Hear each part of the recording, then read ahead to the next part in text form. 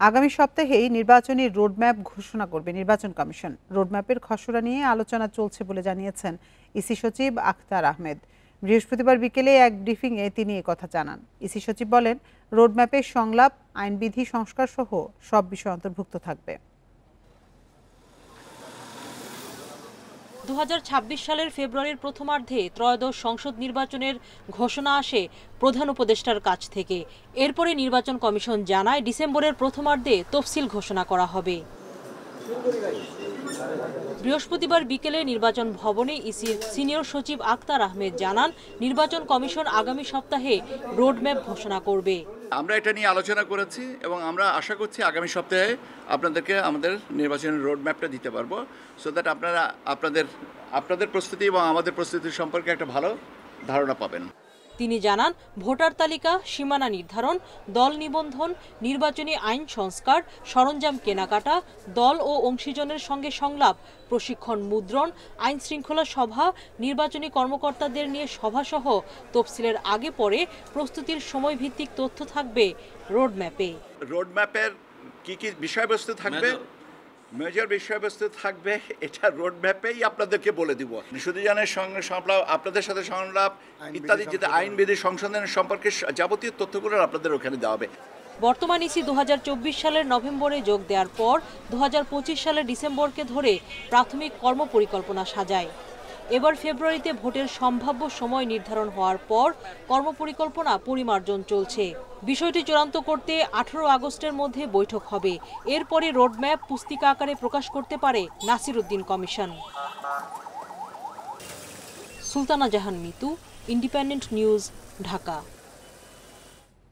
আগামী জাতীয় নির্বাচন ফেব্রুয়ারিতে অনুষ্ঠিত হবে। যারা বয়কটের চেষ্টা করবে তারা রাজনীতি থেকে মাইনাস হয়ে যাবে বলে মন্তব্য করেছেন বিএনপির স্থায়ী কমিটির সদস্য সালাউদ্দিন আহমদ। বৃহস্পতিবার দুপুরে রাজধানী গুলশানে নিজ বাসভবনে এ মন্তব্য করেন তিনি। বলেন, দাবি পূরণ না হলে, সংস্কার ও বিচার পূর্ণাঙ্গ না হলে নির্বাচন হবে না বলে যারা মন্তব্য করেছেন সেগুলো কেবলই মাঠের বক্তব্য।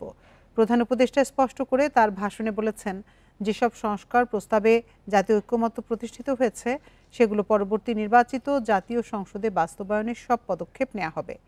তিনি আরও বলেন, যারা নির্বাচনকে বিলম্বিত করতে চায় জাতির সামনে তাদের মুখোশ উন্মোচিত হয়েছে। অবাধ ও সুষ্ঠু নির্বাচন ছাড়া জাতির সামনে বিকল্প আর কিছু নেই। এছাড়া জুলাই সনদে স্বাক্ষরের বিষয়ে প্রতিশ্রুতি দেন বিএনপির এই নেতা। আগামী জাতীয় সংসদ নির্বাচন ফেব্রুয়ারিতেই হবে। যারা বিভিন্ন মাঠের বক্তব্য দিচ্ছে যে এই সমস্ত দাবি পূরণ না হলে, ওই সমস্ত দাবি পূরণ না হলে, সংস্কার পূর্ণাঙ্গ না হলে, বিচার পূর্ণাঙ্গ না হলে নির্বাচন হবে না, এগুলো মাঠের বক্তব্য। আমি নির্বাচন নিয়ে কোনো সংশয় শঙ্কা দেখি না। যারা আগামী নির্বাচনকে বয়কট করার চেষ্টা করবে, ডাইরেক্টলি অর ইনডাইরেক্টলি, তারা জাতীয় রাজনীতি থেকে মাইনাস হয়ে যাবে। নির্বাচন করলে তফসিলের আগেই উপদেষ্টার পদ ছেড়ে দেবেন বলে জানিয়েছেন স্থানীয় সরকার এবং যুব ও ক্রীড়া মন্ত্রণালয় উপদেষ্টা আসিফ মাহমুদ সজীব ভুঁইয়া। বলেছেন, এনসিপির হয়ে রাজনীতি করবেন কিনা তা এখনও নিশ্চিত নয়। বৃহস্পতিবার দুপুরে সচিবালয়ে সাংবাদিকদের তিনি আরও বলেন, গুলশানে চাঁদাবাজিতে সংশ্লিষ্টতার অভিযোগ উদ্দেশ্য প্রণোদিত। নানা ইস্যুতে আলোচনায় রয়েছেন সরকারের প্রভাবশালী যুব ও ক্রীড়া মন্ত্রণালয়ের উপদেষ্টা আসিফ মাহমুদ সজীব ভুঁইয়া। বৃহস্পতিবার সচিবালয়ে এ নিয়ে সাংবাদিকদের মুখোমুখি হন তিনি। উপদেষ্টা আসিফ জানান, নির্বাচন নিয়ে চূড়ান্ত সিদ্ধান্ত না নিলেও তফসিলের আগেই উপদেষ্টার পদ ছেড়ে দেবেন তিনি। তবে নির্বাচন করার বিষয়ে এখনও চূড়ান্ত সিদ্ধান্ত নেননি বলে জানান উপদেষ্টা। সরকারে তো আরও অনেকে আছেন যাদের পূর্ববর্তী রাজনৈতিক পরিচয় আছে, এখনও হয়তো আছে এবং সামনেও রাজনীতি করবেন কিংবা নির্বাচনও করবেন। সরকারের বিভিন্ন জায়গায় হয়তো আরও অনেক এরকম আছেন। আমি মনে করি যে সবারই তফসিলের আগে পদত্যাগ করা উচিত, একটা স্বচ্ছ এবং সুষ্ঠু কোনো প্রকার প্রভাবমুক্ত নির্বাচন আয়োজনের জন্য। উপদেষ্টা বলেন, অন্তর্বর্তী সরকারের 1 বছরে এখন পর্যন্ত অপূর্ণতার পাল্লাটাই ভারী। জনগণ অভ্যুত্থানের সুফল পেলেও সরকারের পক্ষ থেকে কতটা সুফল পেয়েছে তা বলা কঠিন বলে জানান আসিফ মাহমুদ। গণঅভ্যুত্থানের আকাঙ্ক্ষার জায়গা থেকে অনেক আকাঙ্ক্ষাই পূরণ হয়নি, আবার অনেক আকাঙ্ক্ষাই এই সরকার পূরণ করার চেষ্টা করেছে।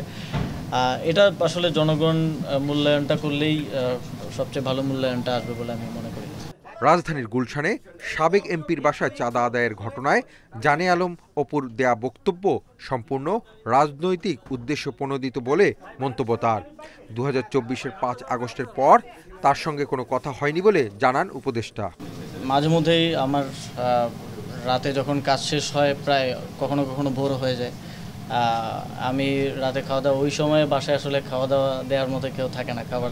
তো আমি মাঝে মধ্যে বেশিরভাগ সময় যাই 300 ফিটের নীলা মার্কেট বলে একটা জায়গা আছে, আপনারা জানেন, ওইখানে হাঁসের মাংস খুব ভালো পাওয়া যায়। তো ওইখানে হয়তো যাই 4-5 জন মিলে। তো আবার মাঝে মধ্যে ওইটা আবার বেশি ভোর হয়ে গেলে বন্ধ থাকে, তখন ওইদিকে ওয়েস্টার্নে যাওয়া হয়। তবে এক্স্যাক্ট ওই দিন আমি গিয়েছিলাম কিনা বা সেখানে ছিলাম কিনা এটা তদন্তে আসল সত্য বেরিয়ে আসবে বলে দাবি করেন উপদেষ্টা আসিফ মাহমুদ। Hasif Mahmud Shah, Independent News, Dhaka. ঢাকা বিশ্ববিদ্যালয়ে মব তৈরি করে অস্থিতিশীল পরিস্থিতি তৈরির পেছনে শিবিরের গুপ্ত রাজনীতি জড়িত বলে দাবি করেছেন ছাত্রদল সভাপতি। আর সাধারণ সম্পাদকের অভিযোগ, ডাকসু ভোটার তালিকায় নিষিদ্ধ ছাত্রলীগের 1.5 শতাধিক কর্মীর নাম রয়েছে, যা প্রশাসনের ব্যর্থতা। বৃহস্পতিবার দুপুরে বিশ্ববিদ্যালয় উপাচার্যের সঙ্গে ছাত্রদলের প্রতিনিধিদের সৌজন্য সাক্ষাৎ শেষে এসব মন্তব্য করেন দুই নেতা। ক্যাম্পাস ও হলে ছাত্র রাজনীতি চালুর প্রক্রিয়া নিয়ে আলোচনা হয় ওই বৈঠকে। পরে ছাত্রদল সভাপতি রাকিবুল ইসলাম জানান, তাদের কর্মীরা বিভিন্নভাবে মবের শিকার হচ্ছেন, বাদ যাচ্ছেন না শিক্ষকরাও। এর পেছনে গুপ্ত রাজনীতি জড়িত। সাধারণ সম্পাদক নাসির উদ্দিনের দাবি, ছাত্রলীগের রাজনীতিতে জড়িত অনেকে এখন বিভিন্ন সংগঠনের সঙ্গে যুক্ত হচ্ছেন।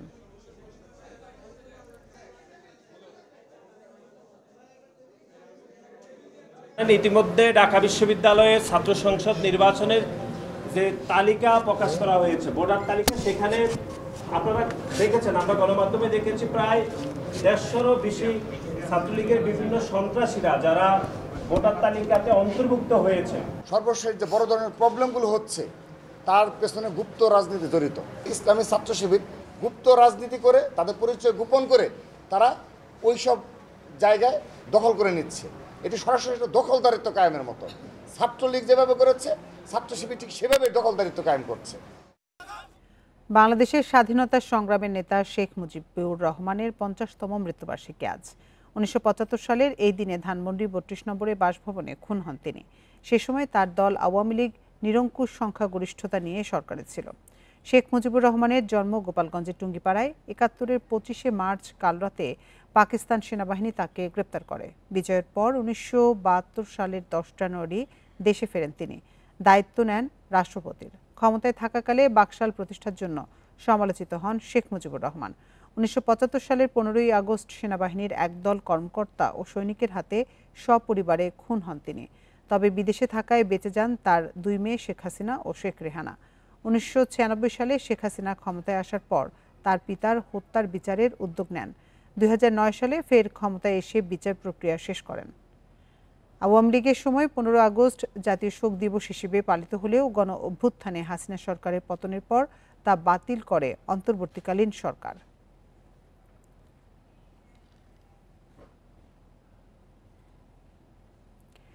হত্যা চেষ্টা মামলায় জামিনে কারামুক্তি পেয়েছেন অভিনেত্রী শমিকা আয়সার। বৃহস্পতিবার রাত 10:40 দিকে কাশিমপুর মহিলা কেন্দ্রীয় কারাগার থেকে তিনি মুক্ত হন।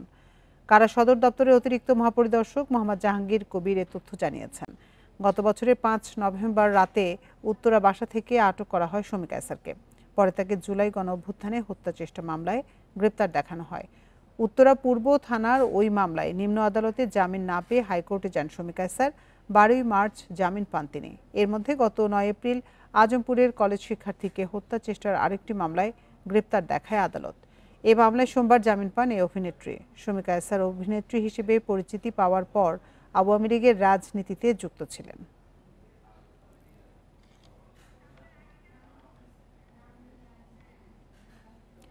সাত দিনের মধ্যে সিলেটের ভোলাগঞ্জে লুট হওয়া সাদা পাথর উদ্ধার করে আগের জায়গায় ফেলার নির্দেশ দিয়েছে হাইকোর্ট।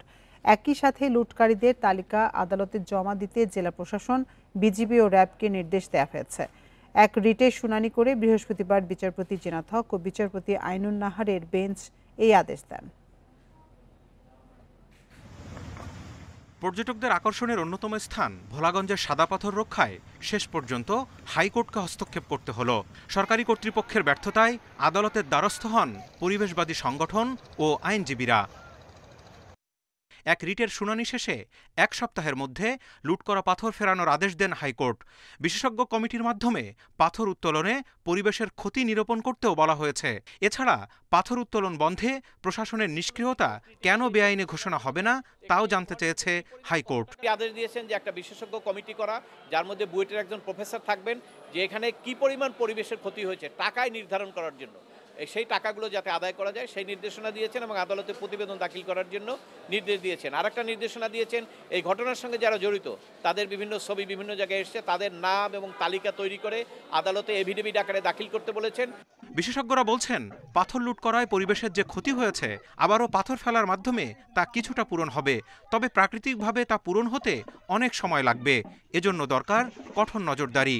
মনে করছি না যে একদম আমরা রিস্টোর যাকে বলে থাকি সেই পূর্ব অবস্থায় নিয়ে যেতে পারবো বলে আমি মনে করছি না, কিন্তু আমাদের চেষ্টা করতে হবে যতটুকু সম্ভব ততটুকু নিয়ে আসতে হবে এবং মেসেজটা দিতে হবে যে কেউ আইনের ঊর্ধ্বে নয়, প্রকৃতিকে ধ্বংস করে কোনো কাজ করলে সেটা প্রকৃতিও এক ধরনের প্রতিশোধ নেবে। দেশজুড়ে সমালোচনার পর লুট করা সাদা পাথর উদ্ধার করে প্রতিস্থাপন শুরু করেছে যৌথ বাহিনী ও প্রশাসন। Zahidul Bashar, Independent News, Dhaka. BNP chairperson ও 3 বারের সাবেক প্রধানমন্ত্রী বেগম খালেদা জিয়ার 81তম জন্মদিন আজ। তার জন্মদিনে নেতাকর্মী ও সমর্থকদের কেক না কেটে আল্লাহর দরবারে দোয়া করার পরামর্শ দেওয়া হয়েছে। রাজনৈতিক প্রজ্ঞা, দূরদর্শিতা, সৌহার্দ্য, পরিমিতিবোধ ও পরমতের প্রতি শ্রদ্ধার জন্য গত 15 বছরের স্বৈরশাসনের সময় তিনি ছিলেন আলোচনার কেন্দ্রে। 2009 সালে আওয়ামী লীগ ক্ষমতায় আসার পর 3 বারের সাবেক প্রধানমন্ত্রী খালেদা জিয়াকে কারারুদ্ধ করেন শেখ হাসিনা, উচ্ছেদ করেন সেনানিবাসের বাড়ি থেকে।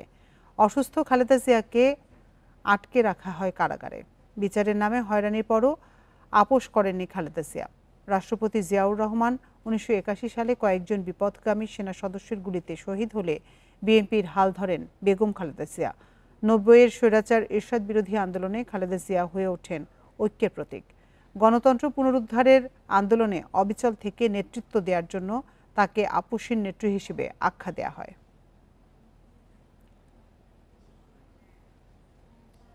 ডেমরার সারুলিয়া থেকে ভোলাগঞ্জে লুট হওয়া প্রায় 40,000 ঘনফুট পাথর উদ্ধার করেছে র্যাব। বৃহস্পতিবার রাতে শীতলক্ষা নদীর তীরে অভিযান চালায় তারা। র্যাব জানায় গোপন খবরে এই অভিযান পরিচালনা করা হয়। এ সময় 7টি প্রতিষ্ঠান থেকে পাথরগুলো জব্দ করা হয়।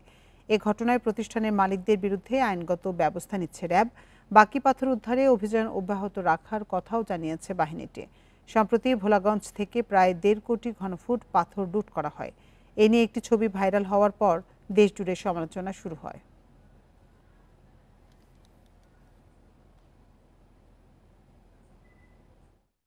প্রায় নট লেস দ্যান 40,000 কিউবিক পাথরের কম না, আনুমানিক বলছি আমি এটা পরবর্তীতে পরিবেশ অধিদপ্তরের লোক আছে আমাদের সাথে প্রশাসনের লোক আছে, তারা এটা পরবর্তীতে আরও হিসাব কিতাব করে এটার পরবর্তী ব্যবস্থাগুলো নিবে। আমাদের আসার ইনফরমেশন পেয়েই তারা হয়তো বা পালিয়ে গিয়েছে, বাট এটার সাথে সংশ্লিষ্ট আমরা এখনো পাইনি। কারখানা বন্ধে গাজীপুরের আইনশৃঙ্খলা পরিস্থিতি খারাপ হচ্ছে। পুলিশ বলছে বেকার হয়ে যাওয়া অনেকে জড়াচ্ছেন অপরাধে। গেল 1 বছরে পোশাক সহ 106টি কারখানা বন্ধ হওয়ায় চাকরি হারান অন্তত 78,000 মানুষ। এই নেতিবাচক প্রভাব পড়ছে ক্ষুদ্র ব্যবসায়ও। এজন্য বন্ধ কারখানা চালু করতে সরকারকে উদ্যোগ নেওয়ার আহ্বান ব্যবসায়ীদের।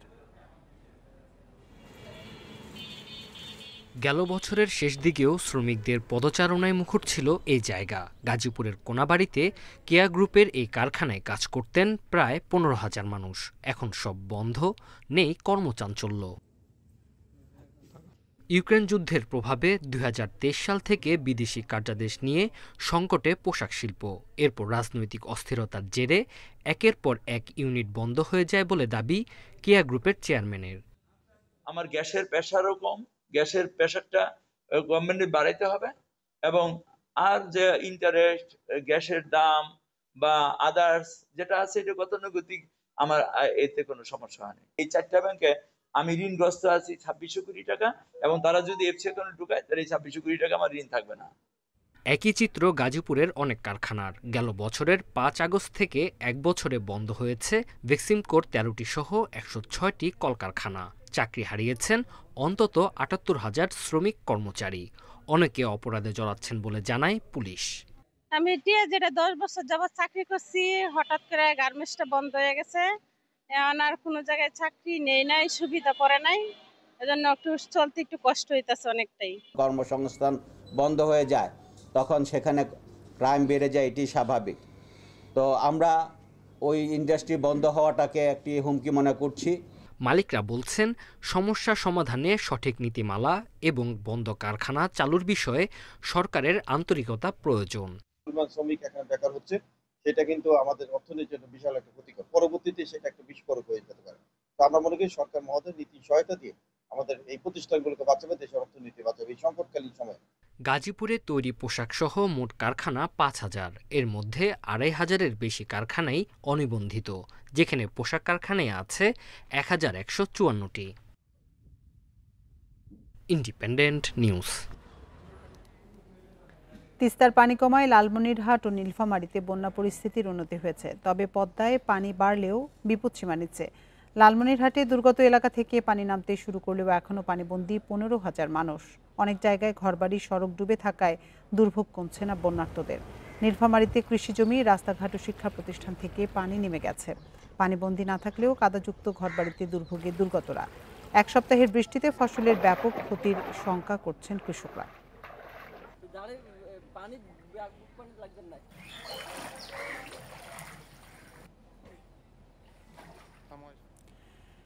এ নিয়ে জানাতে লালমনিরহাট থেকে আমাদের সাথে যোগ দিচ্ছেন সহকর্মী মাহফুজ রহমান। মাহফুজ রহমান, লালমনিরহাট থেকে তো পানি নেমেছে, তারপরেও ১৫,০০০ মানুষ পানিবন্দী রয়েছে এখনো। প্রশাসনের পক্ষ থেকে দুর্গতদের কি ধরনের সহযোগিতা করা হচ্ছে?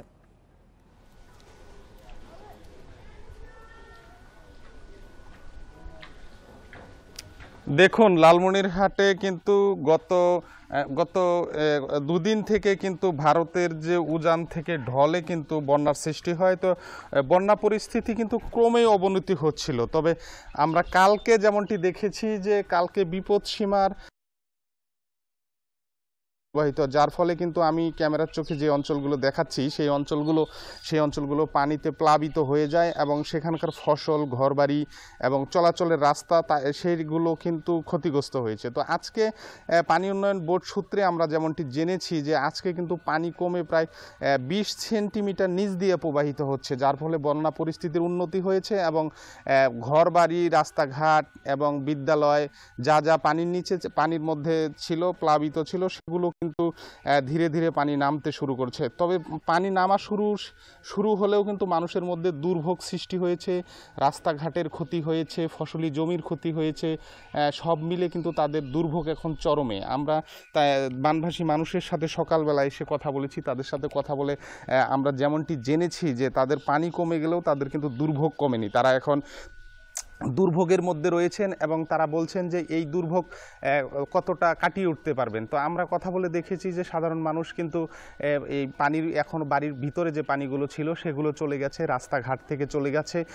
পাশাপাশি নদীর পানি কিন্তু আমরা যদি বলি, পানি উন্নয়ন বোর্ড থেকে বলা হয়েছে যে বন্যা পরিস্থিতির ক্রমেই উন্নতি হবে, উজানের যে ঢল সেটি কিন্তু কমে গেছে। আমরা যেমনটি পানি উন্নয়ন বোর্ডের সাথে কথা বলে জেনেছি যে 18-20 সেন্টিমিটার নিচ দিয়ে প্রবাহিত হওয়ার কারণে নিম্ন অঞ্চলে যে পানিগুলো ছিল সেই পানিগুলো কিন্তু ধীরে ধীরে আবার নদীর গভীরে চলে যাবে। নদীর গভীরে চলে যাওয়ার পরে কিন্তু এই বিষয়টা কিন্তু বন্যা পরিস্থিতির উন্নতি হবে এবং বন্যা পরিস্থিতি উন্নতি হলে কিন্তু দুর্ভোগ যে যতটুকু সেই ক্ষতিচিহ্ন কিন্তু দেখা যাবে। আমরা ক্ষতিচিহ্ন যদি বলি সেটি হচ্ছে রাস্তাঘাট, কিন্তু অনেক রাস্তাঘাট কিন্তু ক্ষতিগ্রস্ত হয়েছে, মানুষের যে বাসস্থান বা বাড়িঘর সেগুলো ক্ষতিগ্রস্ত হয়েছে। পাশাপাশি সবচেয়ে বেশি ক্ষতিগ্রস্ত হয়েছে যে মৌসুমি যে ধান রোপা আমন, সেই আমন ধানের কিন্তু ধানের ব্যাপক ক্ষতি হয়েছে। আমরা কৃষি কর্পোরেশনের সাথে, কৃষি বিভাগের সাথে কথা বলে আমরা যেমনটি জেনেছি যে এই বন্যায় কিন্তু 731 হেক্টর জমি কিন্তু পানির নিচে চলে গিয়েছিল, সেগুলো কিন্তু ধীরে ধীরে ভাসতে শুরু করেছে। তবে কৃষি বিভাগ বলছে যে কিছু কিছু ফসলি জমি কিন্তু সম্পূর্ণই ক্ষতিগ্রস্ত হয়েছে এবং কিছু কিছু আংশিক ক্ষতিগ্রস্ত হয়েছে। তো সব মিলে কিন্তু দুর্ভোগ চরমে রয়েছে। যেগুলো গৃহপালিত পশু রয়েছে সেগুলোর কিন্তু সংকট, খাবারের যে সংকট সেটি কিন্তু কাটিয়ে ওঠার চেষ্টা করছে। তবে আরেকটি জিনিস আমরা লক্ষ্য করছি যে বানভাসী মানুষের মাঝে যে এই পানির যে পানিবাহিত রোগ সেগুলো কিন্তু প্রাদুর্ভাব দেখা দিয়েছে এবং তারা বলছেন যে এই পানি খারাপ হওয়ার কারণে কিন্তু পচা পানি হওয়ার কারণে কিন্তু তাদের হাতে পায়ে বা বিভিন্ন জায়গায় কিন্তু খোসপাসরা দেখা দিয়েছে। আমরা জেলা প্রশাসনের সাথে কথা বলে যেমনটি জেনেছি, জেলা প্রশাসন বলছেন যে বানভাসী মানুষের তালিকা করে ইতোমধ্যে 200 মেট্রিক টন যে জিয়া চাল সেগুলো কিন্তু বরাদ্দ, সেগুলো কিন্তু বিতরণ প্রক্রিয়া চলছে এবং বিতরণ করা হচ্ছে। তো আমার কাছে এই ছিল লালমনিরহাট থেকে সর্বশেষ। লালমনিরহাট থেকে বন্যা পরিস্থিতি সবশেষ তথ্য জানাচ্ছিলেন সহকর্মী মাহফুজ রহমান। রাজশাহী বিভাগে জয়পুরহাট ছাড়া বাকি 7 জেলাতেই ছড়িয়েছে ডেঙ্গু। শহর থেকে গ্রাম সবখানে ছড়িয়ে পড়েছে আতঙ্ক। মেডিকেল ও ক্লিনিকে বাড়ছে আক্রান্ত রোগীদের ভিড়। চিকিৎসকরা বলছেন ডেঙ্গুর পাশাপাশি প্রায় একই উপসর্গ চিকুনগুনিয়া আক্রান্ত রোগীদের মধ্যেও। বিশেষজ্ঞদের আশঙ্কা দ্রুত ব্যবস্থা না নিলে পরিস্থিতি ভয়াবহ রূপ নিতে পারে। চলতি মৌসুমে রাজশাহী বিভাগের সবথেকে বেশি ডেঙ্গু ছড়িয়েছে চাঁপাইনবাবগঞ্জে। এখানকার হাসপাতালে চিকিৎসা নিয়েছেন 1,500-এর বেশি রোগী। চলতি মাসে সংক্রমণ বেড়েছে পাবনা ও সিরাজগঞ্জ জেলাতেও। রাজশাহী শহর জুড়ে ছড়িয়ে পড়েছে ডেঙ্গুর লার্ভা। স্বাস্থ্য বিভাগের জরিপে উঠে এসেছে ভয়াবহ চিত্র। কাজের ফলাফল আসছে 57.33, অর্থাৎ 57% প্লাস ব্রুট ইন্ডেক্স আসছে। সেই হিসেবে আমরা বলতে পারি বা এটা কনফার্ম যে রাজশাহীতে আমরা ভয়াবহ অবস্থার মধ্যে আছি। চিকিৎসকরা বলছেন নির্দেশনা মোতাবেক ওষুধ খেলে আর নিয়ম মেনে চললেই ভালো হয় ডেঙ্গু রোগ। তবে সাধারণ জ্বর আর ডেঙ্গু জ্বরের মধ্যে পার্থক্য নিশ্চিত না হয়ে ওষুধ খাওয়া ক্ষতির কারণ হতে পারে। যে আমাদের দেশে যেহেতু ডেঙ্গু কমন, জ্বর হলে যেন ব্যথার ওষুধ না খায়, ব্যথা যেটাই হোক ডাক্তারের পরামর্শ নেই। আর যদি নিজেরা ওভার দ্য কাউন্টার ওষুধ খেতে চায় তারা যেন প্যারাসিটামল খায়। স্বাস্থ্য বিভাগের তথ্য মতে ডেঙ্গু রোগীদের চিকিৎসার জন্য প্রতিটি জেলাতেই পর্যাপ্ত ব্যবস্থা রয়েছে। প্রতিটি জেলায় সদর হাসপাতাল প্রস্তুত রয়েছে এবং কাজ করে যাচ্ছে। যেসব রোগী আইসিইউ ফ্যাসিলিটি দরকার বা খারাপ হয়ে যাচ্ছে মনে হচ্ছে, অনেক রোগী নিজ ইচ্ছায় আসতে চায়, হ্যাঁ, সেগুলো হয়তোবা আমাদের মেডিকেল কলেজে ভর্তি হওয়ার জন্য আসতেছে। তবে ডেঙ্গু সম্পর্কে মানুষের সচেতনতা বাড়াতে কার্যকর উদ্যোগের অভাব সবখানেই। Ahsan Habib, Apu, Independent News, Rajshahi. রাজধানীর বেশিরভাগ বাজারে সব ধরনের সবজির দাম বাড়তি। অধিকাংশ সবজির দাম 80 টাকার উপরে। এ নিয়ে বিস্তারিত জানাতে রাজধানীর কারওয়ান বাজার থেকে আমাদের সাথে যোগ দিচ্ছেন সহকর্মী শাহিদ আহমেদ। শাহিদ, বাজারে সবজির সরবরাহ কেমন এবং দাম কেমন দেখছেন, সেটা ক্রেতাদের নাগালের মধ্যে আছে কিনা? আর পেঁয়াজ এবং কাঁচামরিচের বাজার দর কেমন দেখছেন?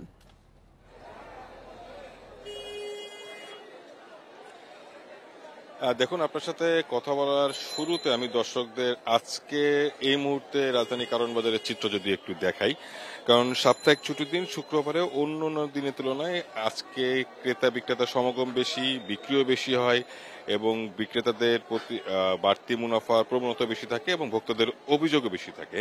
আমি যদি প্রথমে বাজারের আজকে সামগ্রিক চিত্রের কথা বলি, সেক্ষেত্রে আপনি প্রথমে যেটা বললেন যে সবজির বিষয়, হ্যাঁ, এবং ক্রেতা সাধারণ যারা বাজারে আসছে সবারই একটু ভোগান্তি পোহাতে হচ্ছে এই সবজি কিনতে।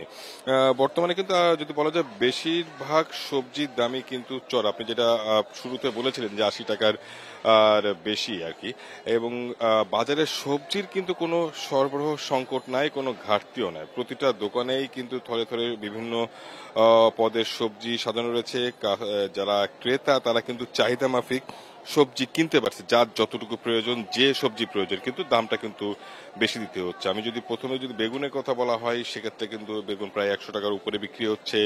করলা, কাকরোল, ঢেঁড়স সবগুলো কিন্তু 80, 90, 100 বিক্রি হচ্ছে এবং যে টমেটো, পেঁয়াজ এবং কাঁচামরিচ সবই কিন্তু 100 টাকার উপরে। এবং যদিও টমেটো এবং কাঁচামরিচ আমদানি করা দেশীয় জাতের টমেটো কাঁচামরিচ একেবারে নেই বললে চলে, তো সেগুলো কিন্তু চড়া দামে কিনতে হচ্ছে। কেন এই সবজির দামটা বেশি দিয়ে কিনতে হচ্ছে, এই প্রশ্নে যারা এখানে খুচরা বিক্রেতা তাদের কিন্তু সেই পুরনো একই জবাব যে আসলে মালের সরবরাহ কম, অর্থাৎ পণ্যের সরবরাহটা চাহিদা মাফিক আসছে না। কিন্তু বাজারে কিন্তু তার সাথে কিন্তু তাদের কথার সাথে কোনো মিল পাওয়া যাচ্ছে না, চাহিদা মাফিক কিন্তু পণ্য কেনা যাচ্ছে। এরপরে যদি পেঁয়াজের বিষয়টা আসি, অর্থাৎ বলা যায় প্রায় 2-3 সপ্তাহ ধরে পেঁয়াজের দামটা কিন্তু চড়া। আমি আজকেও কারণ বাজার, হাতিরপুল সহ অন্যান্য খুচরা বাজার দেখেছি পেঁয়াজ কিন্তু 70, 75 টাকা, 80 টাকা কেজি দরে বিক্রি হচ্ছে। খুচরা বাজারে কিন্তু সেটা 85 টাকা পর্যন্ত ওঠানামা করছে পেঁয়াজের দামটা।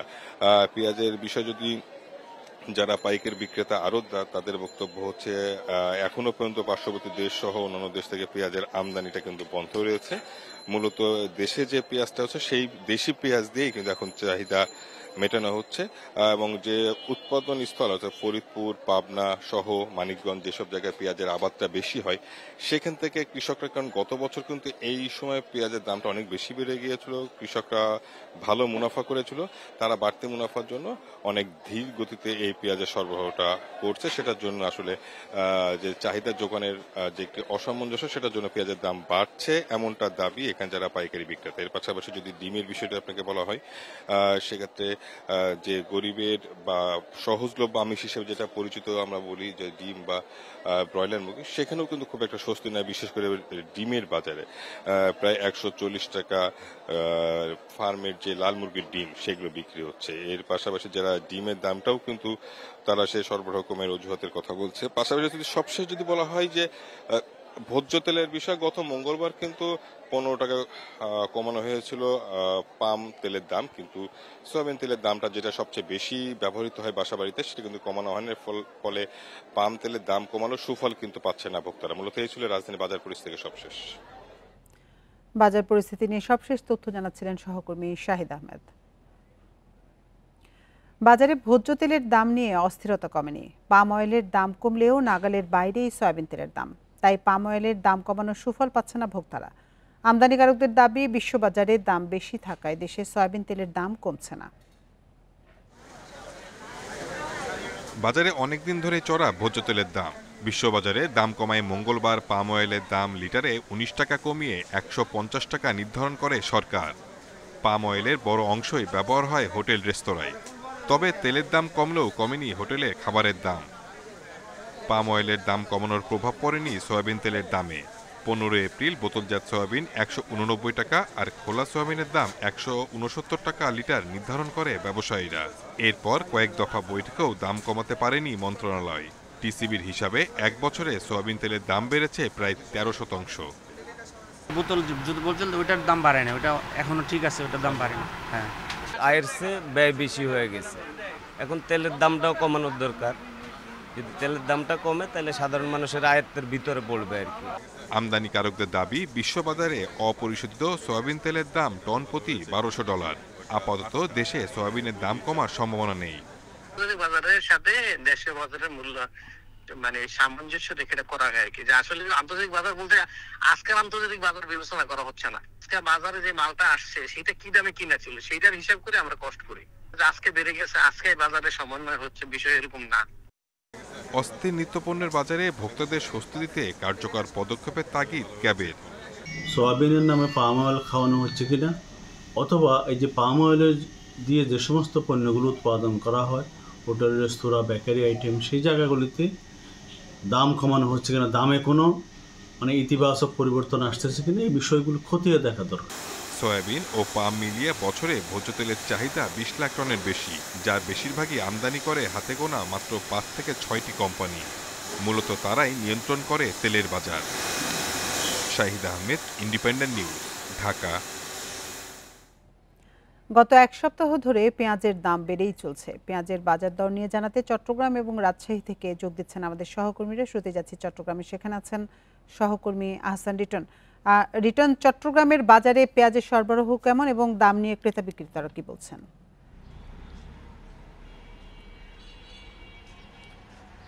দেখুন, চট্টগ্রামে পেঁয়াজের দাম নিয়ে আসলে পাইকারি এবং খুচরা দুটি পর্যায়ে আসলে ভিন্নতা আমরা দেখেছি। আমরা আসলে গতকালকে রাতে এবং এই মুহূর্তে যেই দোকান থেকে আমরা সরাসরি টিভি সম্পর্ক করছি, তারা যেটি বলছেন যে গত এক সপ্তাহ ধরে চট্টগ্রামে আসলে পেঁয়াজের খুচরায় পেঁয়াজের দাম ক্রমশ বাড়তি, এবং আমরা দেখেছি গত 10 থেকে 12 দিন আগেও যে পেঁয়াজ বিক্রি হয়েছিল 60 থেকে 65 টাকা, সেটি এই মুহূর্তে বিক্রি হচ্ছে 80 থেকে 85 টাকায়। এবং এর কারণ হিসেবে এখানে বিক্রেতা যারা রয়েছেন তারা যেটি বলছেন সেটি হচ্ছে দীর্ঘদিন ধরে আসলে পেঁয়াজের আমদানি নেই, দেশের বাইরে থেকে পেঁয়াজ আমদানি করা যাচ্ছিল না, এবং দেশীয় যে পেঁয়াজ সেই পেঁয়াজ দিয়েই আসলে এতদিন পর্যন্ত যে বড় উৎসব গেল, কুরবানি, মহরম সহ বিভিন্ন অনুষ্ঠান সহ প্রতিদিনকার যে কার্যক্রম সেটি সামাল দেওয়া গেছে। এবং যেহেতু এই মুহূর্তে আসলে দেশীয় পেঁয়াজের কিছুটা সংকট রয়েছে, সংকটের কারণে বাজারে পেঁয়াজ আসছে কম এবং সেই কারণে দাম বেশি। কিন্তু পাইকারদের সঙ্গে কথা বলেছে, তারা যেটি বলছে সেটি হচ্ছে গত এক সপ্তাহ কিংবা তারও বেশি আগে তারা আসলে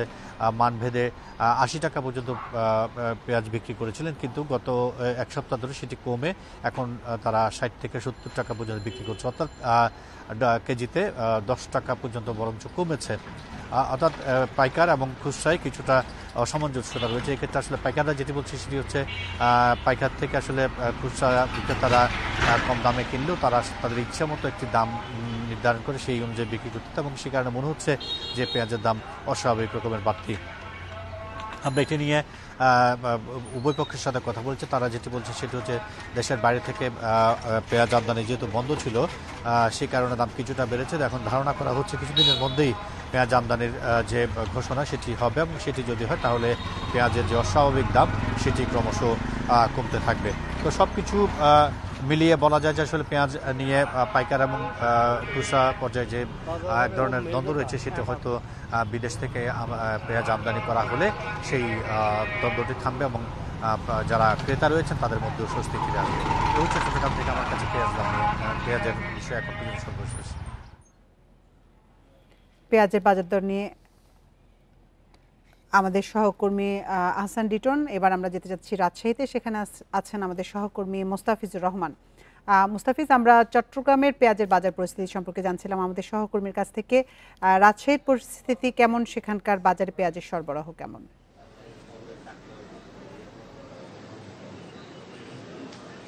দেখুন, উত্তরাঞ্চল মূলত এটি উৎপাদন নির্ভর এই অঞ্চলটি, এখানে আমদানি নির্ভর নয়, অথচ এখানে বাম্পার উৎপাদন হওয়ার ফলেও তারপরেও কিন্তু এখানে রাজশাহীতে পেঁয়াজের দাম ঊর্ধ্বমুখী। অর্থাৎ গেল 10 দিনের ব্যবধানে যদি বলা হয়ে থাকে কেজিতে 25 টাকা করে বেড়েছে, অর্থাৎ 50 টাকা 10 দিন আগেও যে পেঁয়াজটি 50 টাকা বিক্রি হয়েছে সেটি আজকে বাজারে বিক্রি হচ্ছে 75 টাকা কেজি, এবং খুচরো পর্যায়ে কোথাও কোথাও 80 টাকা পর্যন্ত আমরা বিক্রি হতে দেখেছি। এখন প্রসঙ্গ হচ্ছে যে দাম বৃদ্ধির কারণ হিসাবে যে বিষয়টি উল্লেখ করা হচ্ছে যে অনেক কৃষক রয়েছেন যারা বিশেষ করে চাতালে রাখছেন, তারা অতিরিক্ত দাম পাওয়ার আশায় অনেকে কিন্তু স্টক করে রাখছেন, যার ফলে তারা বাজারে একটি কৃত্রিম সংকট এটি কিন্তু দেখানোর চেষ্টা করা হচ্ছে, যার ফলে এর প্রভাবটা পড়ছে এবং এর ফলেই কিন্তু এখানে দামটি বাড়ছে। এবং দেখা গেছে যে খুচরো পর্যায়ে 75 থেকে 80 টাকা বিক্রি হচ্ছে। তবে পাইকারি যে বিষয়টি, পাইকারি বাজার যারা রয়েছেন তাদের সঙ্গে কথা হয়েছে, ব্যবসায়ীরা যেটি বলছিলেন যে তারা বেশি দামে কিনছেন, যার ফলেই তারা বেশি দামে বিক্রি করছেন, অর্থাৎ এখানে পাইকারিতেই তাদের কেনা পড়ছে 65 থেকে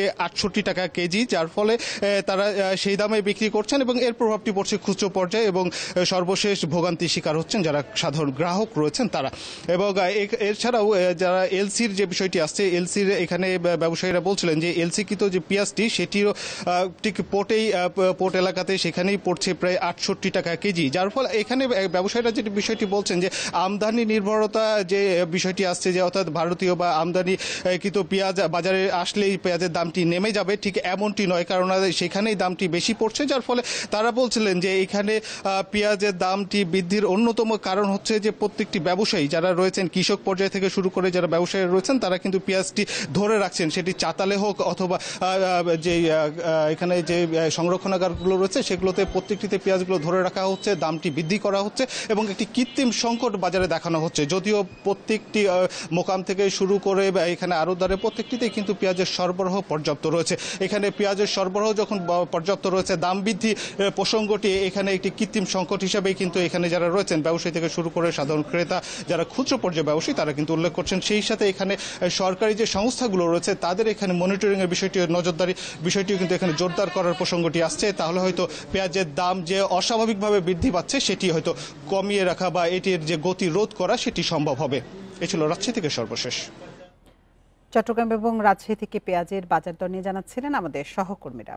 সিলেটের জকিগঞ্জে মাসব্যাপী চক্ষু সেবা শুরু করেছে জিয়াউর রহমান ফাউন্ডেশন। বৃহস্পতিবার এ কার্যক্রমের উদ্বোধন করেন ফাউন্ডেশনের নির্বাহী পরিচালক ও বিএনপির চেয়ারপারসনের উপদেষ্টা অধ্যাপক ডাক্তার ফরহাদ হালিম ডোনার।